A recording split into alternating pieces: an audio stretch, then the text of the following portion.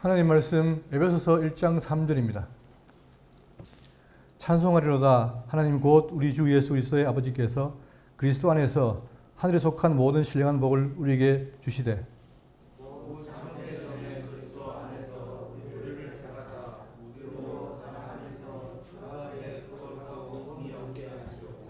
그 예쁘신 뜻대로 우리를 예정하사 예수 그리스도로 말미암아 자기의 아들들이 되게 하였으니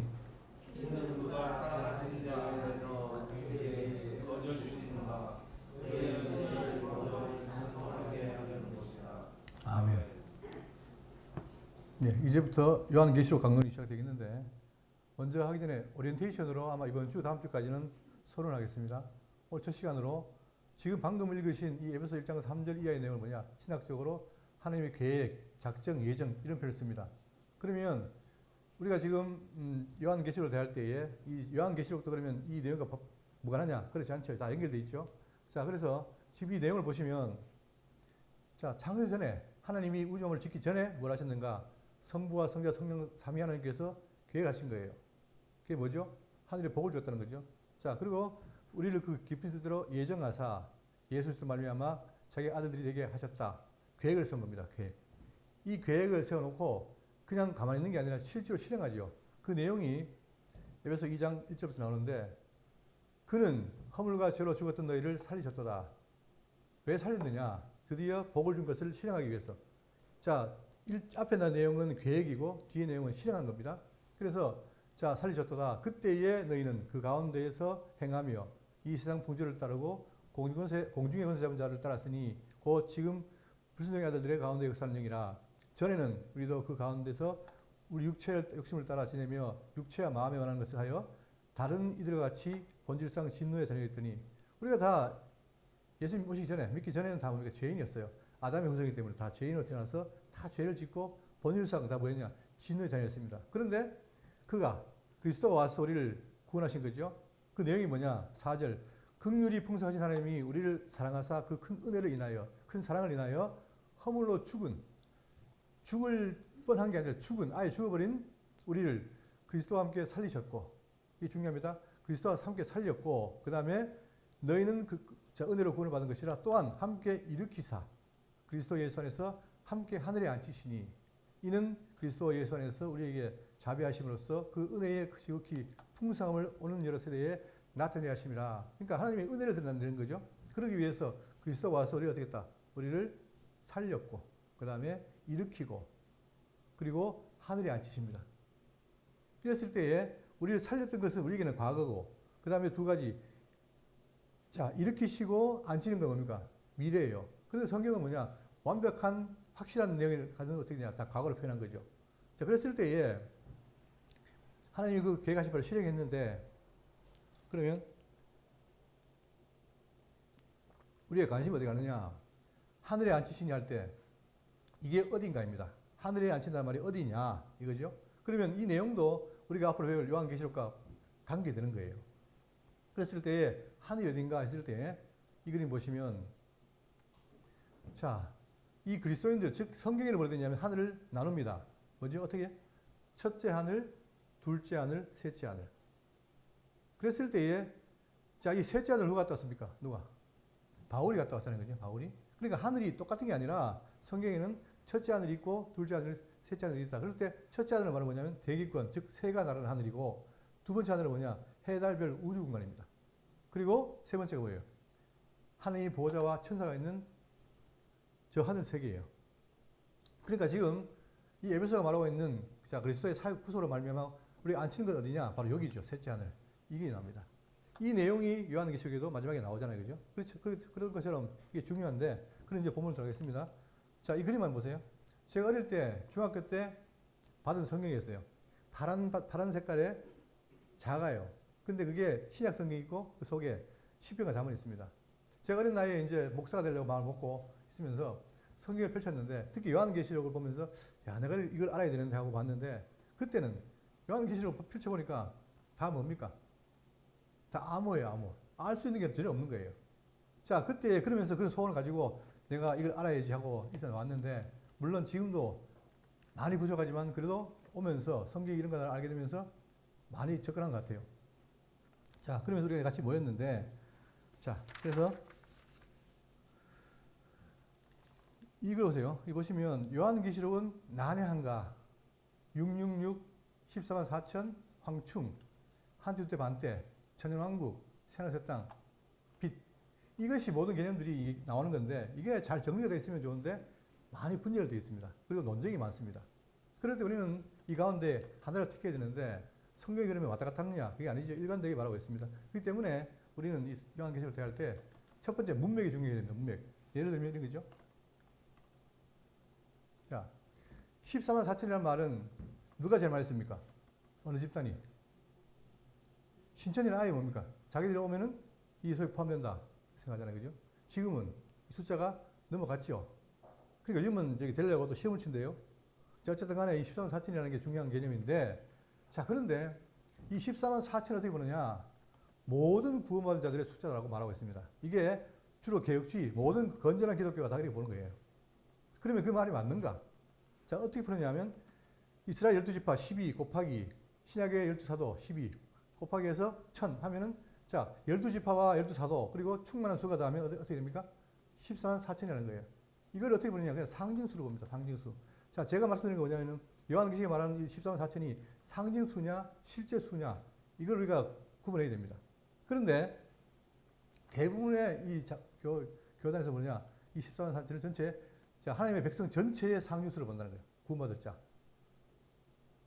이러다 보니까 아, 그렇구나. 이게 계속 반복되다 보니까 지금은 모든 사람들이 거의 모든 사람들이 그렇게 보고 있는 거예요. 그러나 이거는 문제가 있습니다. 어떤 문제가 있냐면 문맥이 달라요. 그 말은 뭐냐면 여기 보세요. 7장 자, 요한계시록 7장과 14장에 나오죠. 그런데 7장 보시면 내가 인침받은 수를 들으니 이스라엘 자손의 각 지파 중에서 얼마예요?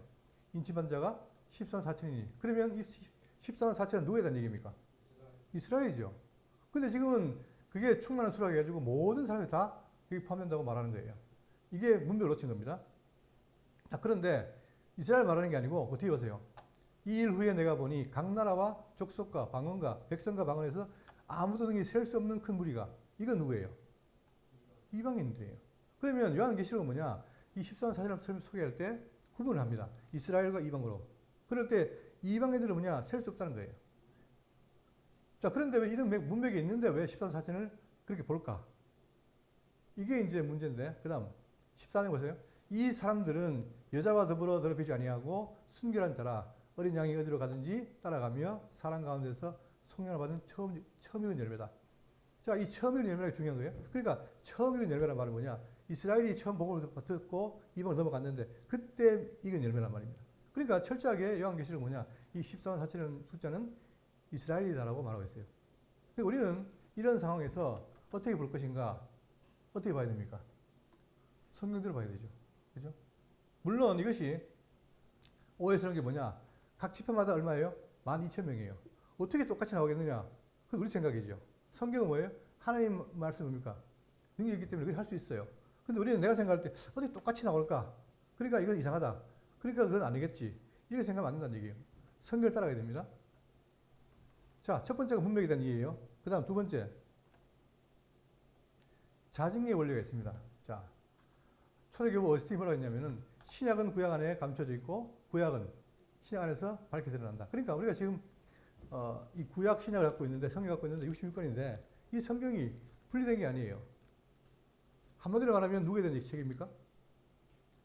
예수 그리스도. 그렇죠. 그럴 때 구약은 뭡니까? 예수님에 대한 언약이고 신약은 성취란 말입니다. 그렇기 때문에 우리가 신약을 볼 때는 뭘 참고하느냐? 구약을 참고하잖아요. 우리도 예수 그리스도를 증거할 때 뭘 가지고 옵니까?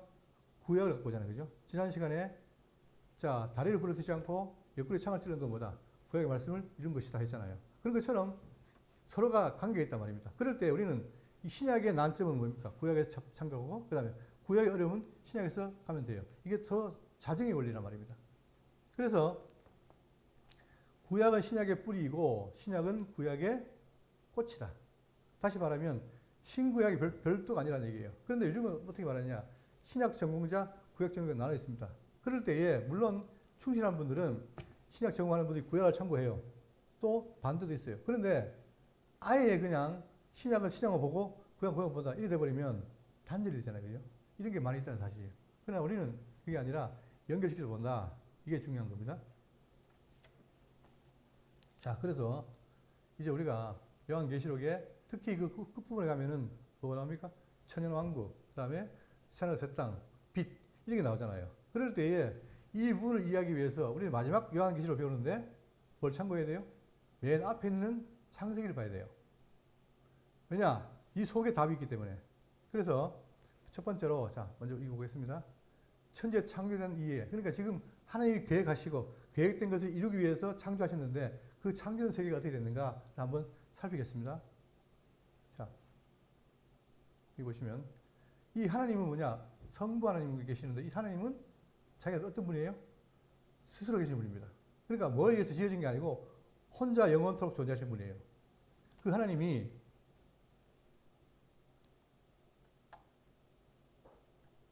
자, 그분이 창조주신데 스스로 계신 분이다. 그래서 그분이 자, 태초에 아무것도 없는 태초에 어떻게 했습니까? 창조를 하시는데 이 전체 제가 지난번에 얘기 드렸지만 이것은 그냥 제가 편리하게 만들어낸 겁니다. 이게 다라는 게 아니에요. 그러니까 이게 개념 설명인데 이 그림 보시면 원이 있잖아요. 이 원의 선이 뭡니까 이게? 이게 영혼과 시공의 경계선인 거죠. 그러니까 여기 보시면 자 태초에 지으시는데 하나님의 계획이 창조로 더불어 드러난 시점입니다. 그러니까 이 바깥에는 하나님만 계시고 이 드디어 이 속에 창조로 말미암아 피조물이 드러나는 거예요. 그럴 때 자 태초에 뭘 지었죠? 천지를 지으시라. 천지. 이걸 지으신 거예요. 이때부터 천과 지가 피조물이잖아요. 그 이전에는 하나님만 계시고. 이게 중요한 개념입니다. 그래서 기독교는 뭐냐? 선지론이 아니고 창조론이에요. 그것도 무에서 유로. 자, 그런데 여기서 우리가 오해하지 말 것은 뭐냐면 지금 우리는 밖에 나가면 하늘 있습니까? 없습니까? 있죠. 우리가 보는 하늘은 뭐죠? 대기권과 우주예요. 물론 우주는 안 보이지만 대기권 아닙니까? 그 다음에 땅은 우리가 밟고 다니는 땅이에요. 그런데 그 생각으로 접근하면 안 된단 말입니다. 왜냐하면 이 땅도 뒤에 보면 설명이 더 나와요. 그렇죠? 그랬을 때 천지를 지었는데 그 지가 공허, 혼돈, 흑암하다는 거예요. 이런 상태에서 어떻게 하셨는가? 자, 하늘 위에는 뭡니까? 수면 위에는 하나님 영이 계시고 거기다 뭐 했습니까? 빛이 있으라니까 빛이 있었다. 이거 보시면 보세요. 우리가 창조를 말할 때 누가 창조했습니까? 우주를. 하나님이신데 그분은 한 분이 아니고 삼위일체이에요. 다시 말하면 성부와 성자와 성령이 같이 창조한 거예요. 그래서 요한복음에는 어떻게 됩니까? 참빛인데 그분이 우주 만물을 지었다고 말하고 있습니다. 그렇죠? 그렇다면 하나님, 그 다음에 빛, 그리고 영. 자, 여기서 빛에 대해서 제가 뒤에 설명을 드릴 텐데 이 빛은 단순하게 지금 태양빛이 아닙니다. 그런데 뭔 혼란이 있냐면 많은 해석학자들이 창세기의 천지 말할 때 그리고 빛 창조할 때 이 빛을 뭐라 합니까? 빛을 태양으로 봐요. 그런데 넷째 날 또 뭐라 하죠? 그때도 또 빛이 나온단 말이에요. 태양이 나온단 말이에요. 그러니까 이 뒤에 혼돈이 되니까 이 빛을 그 태양빛의 근원으로 봅니다. 물론 그것도 이상한 얘기지만 어쨌든 간에 천지를 지었는데 그 땅이 공허, 혼돈, 흑암이 있다. 자, 그런데 여기서 나눕니다. 뭘 나누죠? 그 땅 사이를 어떻게 하죠? 하늘 궁창이라 하고 궁창 위를 뭐랍니까? 운물 그리고 밑에 걸 아랫물 하는 거예요. 그래서 우리는 뭐냐? 요 궁창도 하늘이고 여기도 하늘인데 이 궁창 위의 물을 뭐합니까? 궁창 위를 하늘자 운물이라고 그러고 아랫물을 하는데 그래서 우리 계론 보면 되어 있어요. 성경 계론에 천상계 창조와 천하계로 나누는 거예요. 그러니까 이 천상계란 말은 뭐냐? 이 궁창 위의 세계를 지었다는 말이고 천하계는 이 궁창 아래를 지었다는 거예요. 자, 이것은 여러분 나중에 보시면 알겠지만 성경 그대로예요. 다른 말 가면 게 없습니다. 자, 그런데 운물과 아랫물로 제가 했는데 이 아랫물이 어떻게 되냐? 아랫물에 이것도 물입니다. 근데 물인데 우리가 지금 마시는 물로 생각하면 안 돼요. 그냥 물이라고 표현했어요. 근데 그 물을 나누니까 어떻게 되느냐? 자, 뭐가 있습니까? 물을 나누니까 묻과 그 다음 바다. 그러니까 모인 물과 묻힌 땅이라 하고 모인 물은 바다라 했다. 그러니까 아래물이 뭐냐? 하늘이 있고 그 밑에 아래물인데 나누니까 육지와 바다가 있어요. 이게 중요한 단서입니다. 하늘과 땅과 바다예요. 이렇게 지어놓은 거예요. 그리고 어떻게 되냐? 그 다음에 이 하늘에 광명체를 놨는데, 자, 큰 광명체가 있고 작은 게 있죠. 그리고 작은 광명체가 있습니다. 큰 광명체가 뭡니까? 태양이고 작은 게 달인 거죠. 그리고 여기다가 새를 지었습니다. 그 다음 요거를 공군사비라고 말하고 있어요. 그리고 여기에 모든 별들이 다 포함되어 있잖아요. 여기가. 그러니까 우리는 지금 볼 때, 지금 관측한 자들이 보는 건 뭐냐? 요걸 보는 거예요. 우주. 지금 작게 표현됐지만 요 궁창이 우주입니다. 근데 우주에 끝이 있습니까? 없습니까? 끝을 몰라요. 관측이 안 돼요. 다 그런 거예요. 그러니까, 그런데 이제 문제는 뭐냐? 망원경이 발달할수록 어떻게 됩니까? 그 속에 있는 내부에 있는 뭐 은하가 개수가 많다라든가 이런 건 알지만 우주 끝이 어디냐 몰라요. 근데 성경은 뭡니까? 딱 나누잖아요. 궁창으로. 그리고 요 궁창 너머의 세계가 바로 있는데 이게 천지입니다. 여기도 천지고 여기도 천지예요. 그러니까 성경에 관한 천지를 말할 때 맥락이 뭐냐를 봐야 됩니다. 맥락을 봐야 그것이 뭘 말하는지 알 수 있죠. 그래서 성경에는 하늘 낳고 있죠. 하늘도 뭐예요? 하늘들 하잖아요. 하늘에 하나가 아니라 세 개가 있다는 거죠. 자, 이랬을 때에 이 전체를 뭐랍니까? 이 천으로부터 여기까지를 전체를 피조세계를 하는 거예요. 피조세계. 그때 천상계, 천하계로 이렇게 지었다.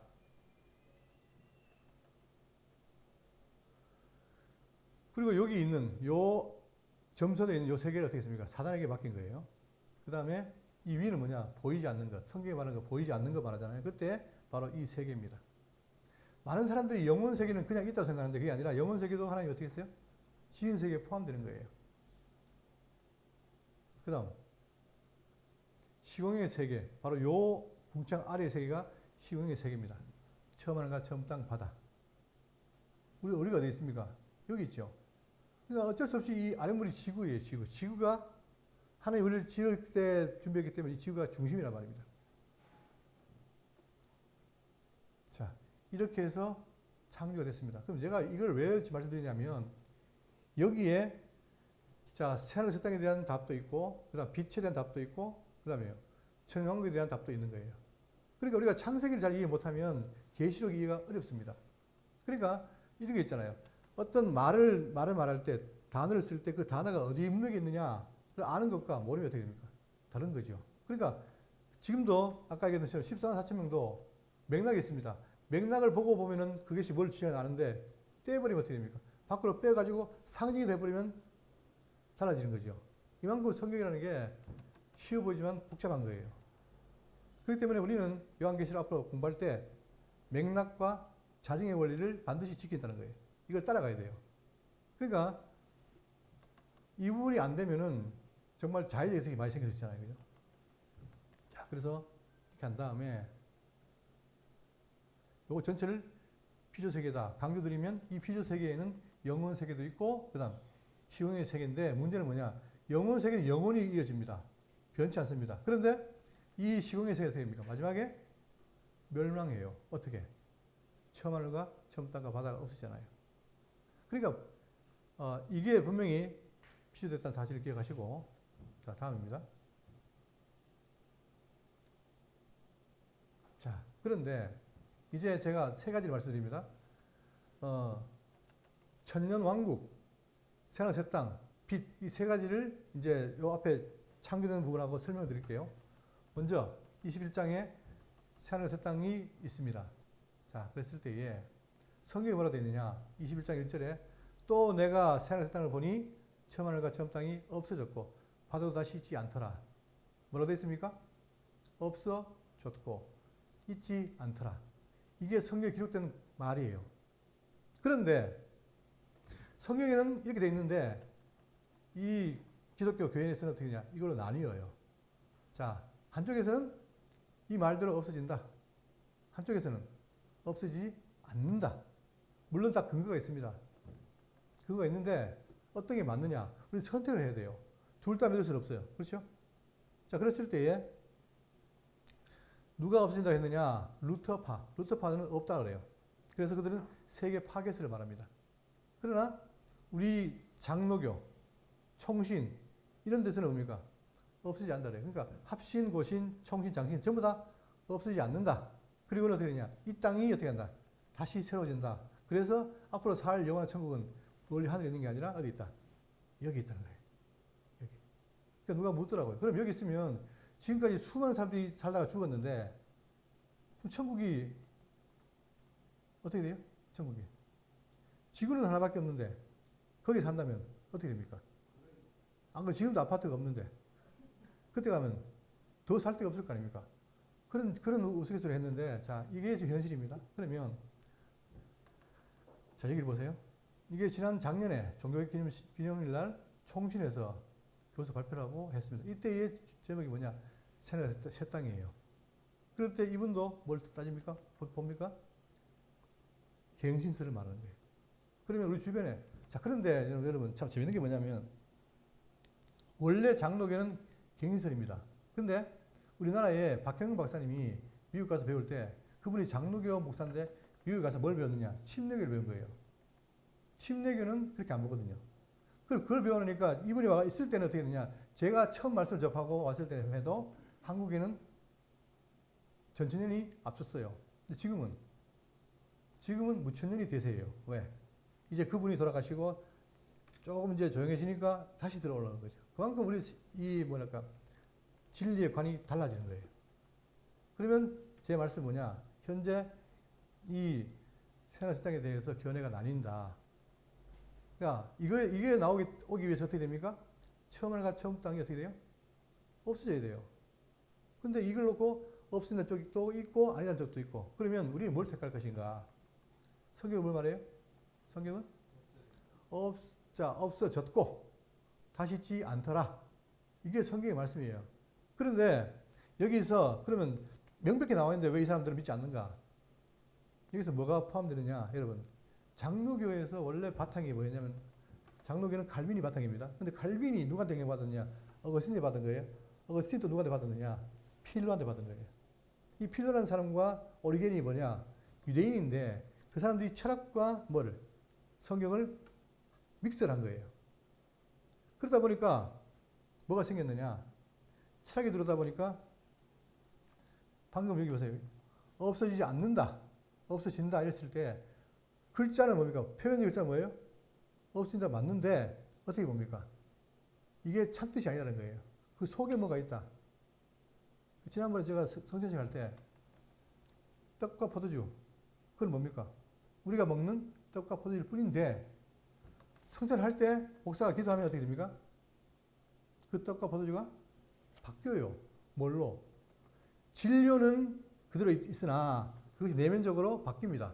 뭘로? 예수님의 살과 피로. 이해돼요, 여러분? 안 되죠. 근데 그런 말들이 이 기독교 내에 신학계에 횡행한단 말입니다. 그러다 보니까 자, 성경에는 없어졌다는 말이 있지만 그러나 다시 생각하면 그 말이 아니다. 왜? 만물이 새로워진다 했으니까 새로워지지 무슨 없어지느냐라고 이겨버린 거예요, 말을. 그러니까 대세들이 뭐냐? 그걸 안 믿는 거예요. 그러나 우리 대구 장로교는 뭐냐? 없어진다고 믿습니다. 자, 그러면 두 가지 차이가 있는데 그럼 우리는 이 없어진다 이쪽을 따라가느냐? 그것도 아니에요. 왜냐? 이 사람들은 없어지니까 천국이 있어요, 없어요? 안 보이잖아요. 그러니까 어떻게 된다? 이때 가서 다시 어떻게 된다? 창조된다. 이렇게 말하는 거예요. 재창조. 이 사람들은 경신이가 말할 것도 없고. 이게 지금 두 가지가 신학계에서 아주 큰 대조를 이루면서 서로 대립을 하고 있는 거예요. 자, 그럴 때. 그러나 다른 성경에 보시면 보세요. 시편에 천지는 없어지려니와 또 이사야에는 하늘 연기같이 사라지고 땅이 옷같이 헤어지며 성경 곳곳에서 이 없어진다 말을 하고 있잖아요. 또 천지는 없어질진정 그 다음에 베드로후서 3장 7절에 이제 하늘과 땅은 그 동일한 말씀으로 불사르기 위하여 없어지기 위하여 보여졌더라고요. 이게 일반되게 성경은 뭐냐? 이 땅이 없어진다는 말을 하고 있습니다. 그럴 때, 자, 아까 말했던 여기가 새하늘과 새 땅인데 여기는 처음 하늘과 처음 땅이고, 근데 여기가 있잖아요, 그죠? 여기. 그리고 이건 다시 보겠습니다. 여기 보시면, 자, 지금 대립이 뭐냐면 내려오니까 처음 땅이 없어진다 그랬죠. 그럼 그게 뭐냐는 거예요. 이 그림 보세요. 제가 그림의 표현이 뭐냐면 요 점선이죠, 점선. 요 세 개가 짐승건세가 지금 지배를 해요. 근데 하나님은 때가 되면 여기 있는 하늘과 그 다음에 여기 뭐죠? 무치, 땅, 모인물이 바다. 그렇죠? 자, 요걸 다시 봅니다. 자, 처음 하늘과 처음 땅이 없어졌고 또 뭐도? 바다도. 저는 이걸 보고 깜짝 놀랐어요, 정말. 아니, 지금 왜 바다란 말을 했을까? 물론 이 바다에 대해서도 현재 신학계에서 뭘 하냐? 이 바다가 아니라는 거예요, 그게. 다 상징을 해석해요. 그러나 여러분, 성경에는 상징이 있습니다. 상징을 보고 직선은 직선을 보면 되는데 다 상징을 보면 안 되잖아요, 그죠? 그렇기 때문에 우리 입장은 뭐냐면 이거예요. 하나님 지은 것 가운데 여기 처음 하늘과 처음 땅과 바다가 없어지고 그러면 뭐가 있습니까? 첫날 지은 뭐가 있죠? 이 천지가 있는 거예요. 이게 내려오는 거예요. 우리는 뭔가 짓는 것도 아니고 밖에서 갱생하는 것도 아니고 하나님 지은 세계 1장에 뭐가 나옵니까? 벌써 1장에 벌써 다 나와 있어요. 그러니까 우리는 여기 있는 청정 가운데 이것만 빼면 됩니다. 그러면 여기 내려온다는 얘기예요. 이게 새 하늘과 새 땅이고 이걸로 말하면 여기란 말입니다. 이 세 개. 그러니까 여기 있는 둘째 하늘과 첫째 하늘은 다 사라져요. 망해버려요. 이게 성경의 진술입니다. 그러다 보니까 제가 안타까웠던 건 뭐냐면 제가 신학 학술로도 참석하고 많이 보고 책도 보면서 왜 이걸 말 못할까? 그러니까 그분들은 창조 얘기를 하면 이 창조 얘기를 하면 성경 그대로 하는 게 아니라 바벨론 신화를 끌고 옵니다. 왜? 고대 근동의 신화를 끌고 와서 비교를 해요. 비교하니까 제가 안타까운 건 뭐냐면 창세기 1장에 어느 목사님도 이걸 그대로 해석하는 분이 없어요. 자, 문제는 뭐냐? 무엇이 창조했느냐? 물으면 그거는 답이 없고 서로 창조론이냐 진화론이냐 또는 유신 진화론이냐 이걸로 싸워요. 그러나 저는 목사로 성경 읽다 보니까 성경 분명히 밝혀 있어요. 지은 세계도 말하고 있고 그 내용도 말하고 있고. 그럼 이게 바탕이 되면 어떻게 되냐? 계시록은 자연스럽게 풀린다. 자, 그겁니다. 제가 오늘 뭐라 그랬죠, 이게? 오리엔테이션, 서론입니다. 그 다음, 그러면 우리가 또 하나 정리할 거 뭐냐면 창조된 것이 창조됐는데 그 세계는 영혼 세계에 포함되어 있다. 그러니까 다시 말하면 우리가 지어지고 이 땅에 사는데 이 땅에 사는 그 동시에 어디에? 하늘에는 우리가 갈 뭐가 있습니까? 천국이 준비되어 있는 거예요. 자, 그 대표적인 예로 예수님이 갈 때 뭐라 합니까? 내가 가서 너희 갈 것을 예비하러 간다. 다 되면 온다 이거예요. 지금 항상 뭡니까 그게? 공사 중이에요. 자, 그 다음에 20장에 천년왕국 있죠. 여러분 이 천년왕국도 굉장히 논란이 심합니다. 여러분 천년이 천년입니까 아닙니까? 천년이. 여기 보세요. 20장 1절에 또 내가 보매 천사가 무정의 열쇠를 큰 사슬을 그의 손에 가지고 하늘로부터 내려와서 용을 잡으니 옛 뱀이요 마귀요 사단이라 잡아서 얼마 동안? 1000년 동안 결박하여 그리고 1000년이 차도록 유혹하지 못하게 한다. 다시 말하면 지금까지 온 세상을 사단이 괴롭히고 오염시켰는데 그때가 되면 어떻게 됩니까? 사단을 가둬서 얼마 동안? 1000년 동안이라는 거예요. 자, 그러면 사단은 가둬지고 우리는 뭐 하느냐? 첫째 부활을 받은 사람도 어떻게 해요? 1000년 동안 그리스도 더불어 왕노를 한다 됐죠. 그렇죠? 그러면 어디를 봐도 성경에 뭐라 됐습니까? 천년이라는 말을 쓰고 있어요. 이것 때문에 뭐라 하면 사람들이 천년왕국이라는 말을 쓰는 거예요. 다스리기 때문에. 그죠? 그런데 여기에 대해서 구약이 말하고 있냐, 안 하느냐? 말하고 있습니다. 이게 언제입니까? 이사야 11장에. 자, 이세 주기 와서 하면 결실하는데, 거기 가면 어떻게 됩니까? 거기 가면 어린아이가 누가 놀아요? 사자와 같이 놀아요. 그러면 왜 사자가 놉니까? 지금은 왜 못 놀아요? 지금은 이 땅에 뭐가 있어요? 저주가 있는 거예요. 그러다 보니까 마음에는 요즘에 이제 혼란스러운데 뭐냐면 쇼츠를 보면은 그런 게 많죠. 막 호랑이 오는데 갑자기 고양이가 뛰어가지고 호랑이 물리쳐요. 이게 가능합니까? 아마 이게 제 생각에는 사람들이 워낙 그게 아가 세상이니까 그거를 일부러 그리는 것 같아요. AI로. 그러니까 AI는 다 되잖아요. 그죠? 그러나 성경은 뭐냐? 저주 때문에 안 되는 거예요. 그런데 그 세계를 어떻게 해요? 하나님이 사단을 가둬요. 천년 동안에. 그게 천년왕국입니다. 그런데 이 천년왕국에 대해서도 뭐냐? 전천년이나 후천년이나 또는 무천년이나 하는데 지금 대부분들이 뭘 믿습니까? 대부분이 무천년을 믿어요. 천년이 아니라 그냥 교회 시대가 천년왕국이다. 이렇게 믿어요. 총신도 그렇고 대부분 다 그래요. 고신도 그렇고. 그러니까 이런 사이에 성경을 가지고 천년이라고 주장하는 건 쉽지 않습니다. 그러나 제 생각은 뭐냐면 좀 작은 목사지만 제 생각은 뭐냐? 성경을 따라가야 되는 거예요. 천년 동안이 맞아요. 그러면 이것도 성경에 가만히 있느냐? 있죠. 어떤 게 있습니까? 여기 보세요. 창세기 5장에 보면 각 그 사람들의 수명이 나오는데 아담이 제11일 아닙니까? 아담이 언제 죽었어요? 언제? 930세에 죽었어요. 그 다음에 셋 912세, 에노스 905세, 게난 910세, 마할랄렐 895세, 그 다음에 야렛 962세, 그리고 자 에녹은 승진했으니까 죽은 게 없고 무드셀라, 여러분 성경 퀴즈 제일 많이 사는 사람이 누굽니까? 무드셀라 아닙니까? 가장 오래 사는 사람 그러면 969세. 그렇죠? 이때 얼마 살았어요? 969세예요. 이 사람은 더 살 수 있는데 홍수가 나와 죽은 거예요. 그 다음 마지막에 노아 몇 세입니까?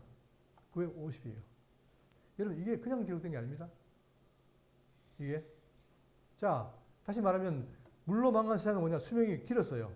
어떻게 해요? 거의 몇 년? 1000년까지 살았단 말입니다. 그런데 이 세계가 아담이 타락함으로 저주받은 거죠. 자, 그런데 하나님은 뭐 했어요? 아담에게 복 줬죠. 복 준 것은 유효하죠. 그러니까 이 세계를 회복시키는데 그게 어디냐? 이 그림 보세요. 여기 보시면 에덴이 있습니다.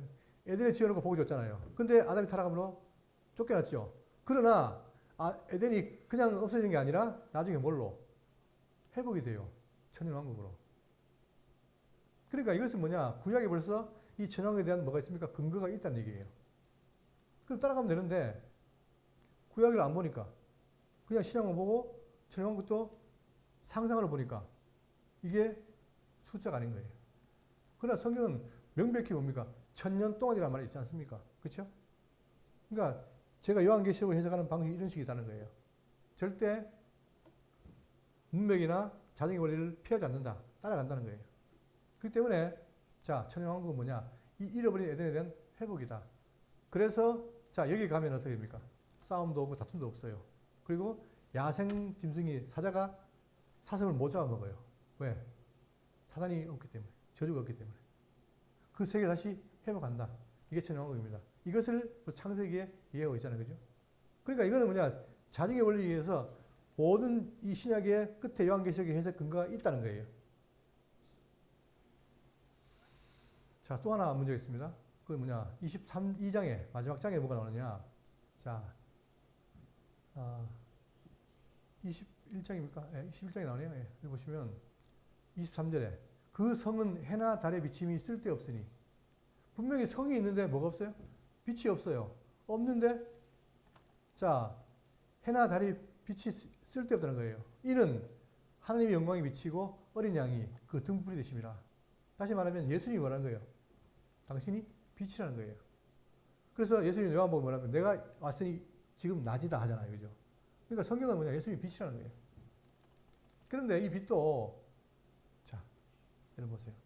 영적인 빛이 있고 지금 우리가 보는 태양빛 있잖아요. 이 태양빛은 넷째 날 지어진 거잖아요. 근데 첫째 날 뭐랬습니까? 하나님이 이르시되 빛이 있으라 하시니 빛이 있었고 언제? 첫째 날. 빛이 있는 거예요.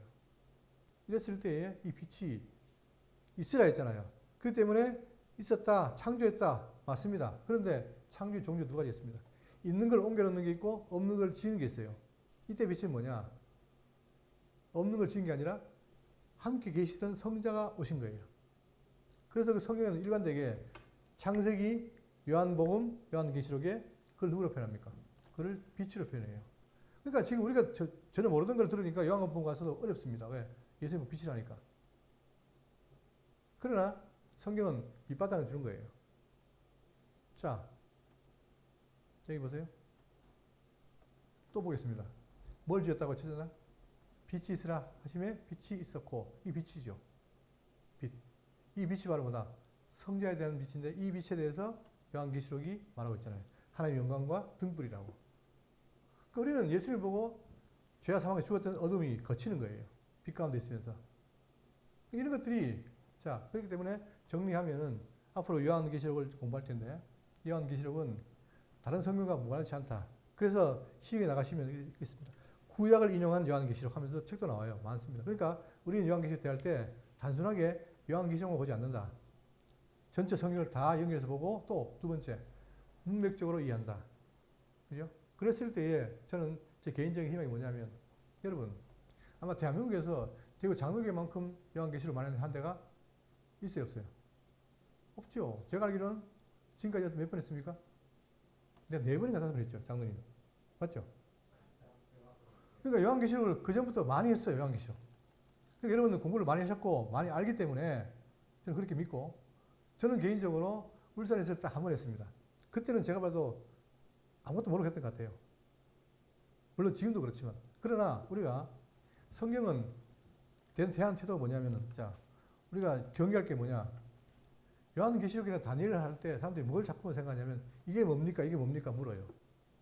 근데 그거 알면 좋지요. 근데 아는데, 아는 걸로 끝나면 안 돼요, 또.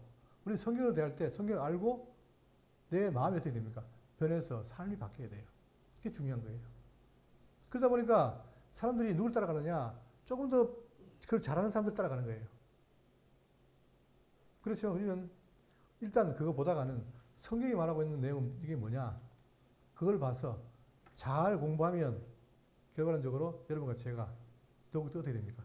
하나님을 잘 경외하는 사람이 될 것이다. 저는 그런 확신이 있습니다. 그게 중요한 거예요. 결국 그렇게 하려고 공부하는 거지. 아, 내가 많이 알아. 아는 것이 뭐 안 옮기면 안 돼요? 뭘로? 삶으로 이루지 않으면 안 돼요. 근데 우리는 지금까지 우리 전체적으로 봤을 때 이 말씀 운동은 뭐냐? 이 지식을 너무 강조하다 보니까 지식주의가 되다 보니까 그런 게 많았어요. 이제는 지식도 키우고 또 하나님에 대한 경외도 키우고. 그래서 이런 거 제가 요한계시록을 배우고 나면 한층 업그레이드되는, 그래서 정말 신앙인으로 주님 보시기에 합당한 사람으로 되는 그런 계기가 되기를 바라겠습니다.